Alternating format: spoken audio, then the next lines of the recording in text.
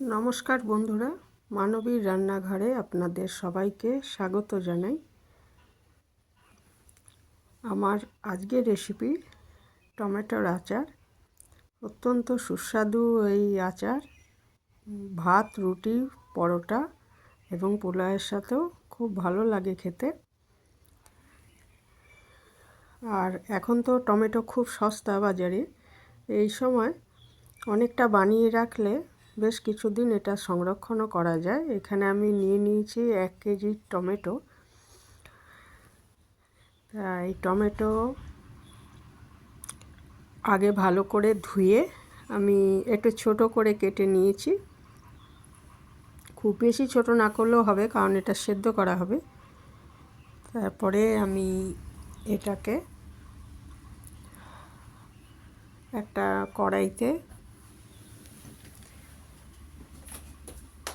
1 চামচ মতো সর্ষের তেল দিয়েছি। দিয়ে এর মধ্যে আমি ফোড়ন দিয়েছি একটা তেজপাতা, 2টো শুকনো লঙ্কা আর 2টো শুকনো লঙ্কা 2-3টে আর কি শুকনো লঙ্কা দিতে হবে। একটু ভেঙে দিতে পারেন একটা, যাতে ঝাল ঝাল হবে আর কি একটু আচারটা।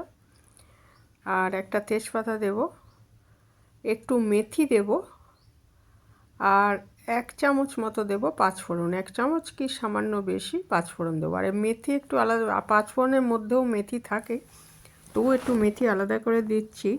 মেথিতে আচারের গন্ধটা ভালো আসে, সেই জন্য মেথি একটু দিয়ে দিয়েছি। এরপরে আমি 1 চামচের একটু বেশি আছে একটু পাঁচফোড়ন দিয়ে দিলাম।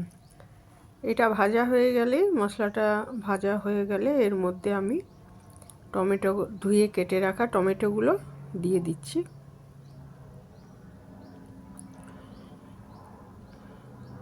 এটা চড়া আঁচেই করব, কারণ জল তো ছেড়ে যাবে। কাজেই যদি কম আঁচে করি তাহলে আরও বেশি করে জল ছাড়বে, সেটা যাতে না হয়। কারণ এটা তো চাটনি নয়, আচার একদম শুকনো শুকনো হবে। কাজে এটা হাই ফ্লেমেই করব এখন।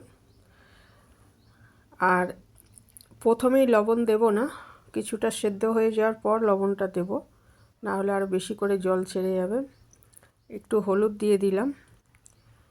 আর কিছুটা সেদ্ধ হয়ে যাওয়ার পর আমি এখানে 1 চামচ মতো বিট নুন দিয়েছি। ইচ্ছে করলে শুধু সাদা নুন দিয়েও করা যেতে পারে, তা আমি বিট নুনটাই ব্যবহার করেছি। সেদ্ধ হয়ে গেছে হাফ মতো, তখন আমি 1 চামচ মতো বিট নুন দিয়ে দিলাম। এইবারে এটাকে বারবার নেড়ে দেব এবং সেদ্ধ হয়ে যখন একদম কমে আসবে, তখন অনেকটা যখন কমে আসবে তখন এর মধ্যে আমি 1.5 চামচ মতো ভিনিগার দিয়ে দিলাম, কারণ তাহলে বেশ কিছুদিন থাকবে এটা আর কি, ওই জন্য সংরক্ষণের জন্য দিয়েছি ভিনিগারটা। আর এটা অনেকটাই কমে এসেছে দেখুন। তা যখন পুরো সেদ্ধ হয়ে অনেকটা কমে যাবে, তখন এর মধ্যে আমি দিয়ে দিলাম পরিমাণ মতো চিনি। 1 কেজি টমেটোতে 150 থেকে 200 চিনি দেবেন। আর গুড়ও ব্যবহার করতে পারেন, মানে চিনির বদলে গুড় দিয়েও করতে পারেন আচারটা, সেটাও ভালো লাগবে। গুড় দিয়ে এটা তুলনামূলক আর কি হেলদি হবে। তো এটা আমি একদম এই চিনি দেওয়ার পর আবার একটু জল ছেড়ে গেছে, এই সময় আঁচটা চড়াই রাখতে হবে। মানে আমি চড়ার আঁচেই এই পর্যন্ত করে যাচ্ছি। তারপরে এটা আরেকটু জল ছেড়ে যাবে, চিনিতেও জল আছে। তারপরে এটা এরকম ফুটিয়ে একদম ক্রমাগত নেড়ে এটা একদম শুকিয়ে নিতে হবে। এটা মানে যত জলটা কমে আসবে শেষের দিকে, তখন আঁচটা একটু মিডিয়াম করে দিতে হবে, না হলে এটা যখন দেখবেন যে ছিটাতে আরম্ভ করেছে, ছিটে আসছে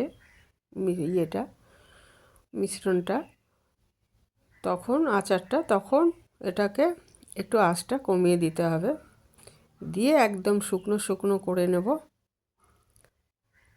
দেখুন একদমই কমে গেছে। এটা হয়েই এসছে। আর এই সময় আমি তেজপাতাগুলো তুলে ফেলে দিয়েছি, কারণ তেজপাতার যা কাজ সেটা হয়ে গেছে। তেজপাতা সুগন্ধটাও মিশে গেছে, আর এর যে গুণ আছে সেটাও এর মধ্যে চলে গেছে, কাজে তেজপাতাগুলো তুলে ফেলে দিলাম। এটা দেখুন একদমই শুকিয়ে গেছে, ঘন হয়ে গেছে, আচারটা তৈরি হয়ে গেছে। মানে জল ভাবটা একটুও থাকবে না, সেই অবধি আমাকে এটা শুকিয়ে নিতে হবে। এইভাবে ক্রমাগত নাড়তে নাড়তে যখন একদম শুকনো হয়ে যাবে তখন বুঝতে হবে যে আচারটা তৈরি হয়ে গেছে। এবার ঠান্ডা করে পরিবেশন করতে পারেন, আর কিছুটা সংরক্ষণ করে রেখে দিতে পারেন। রোদে দেওয়ার দরকার নেই, ফ্রিজে রেখে দিতে পারেন, অন্তত 1 মাস ভালো থাকবে।